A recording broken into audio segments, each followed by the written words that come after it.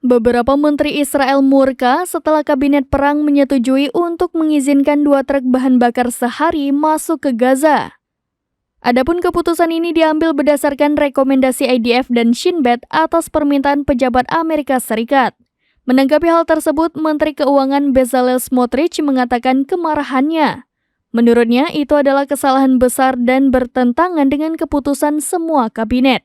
Bahkan ia menuntut Perdana Menteri Benjamin Netanyahu untuk merubah susunan kabinet perang. Ia meminta setiap partai dalam koalisi mendapatkan perwakilan di kabinet perang.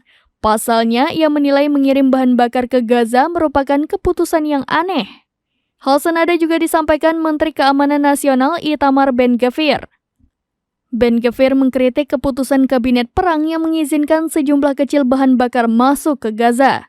Ia mengatakan kabinet perang yang ada sekarang membuat Israel mengambil kebijakan yang salah. Diketahui kabinet perang Israel mencakup Perdana Menteri Israel Benjamin Netanyahu, Menhan Yoav Gallant, dan Benny Gantz.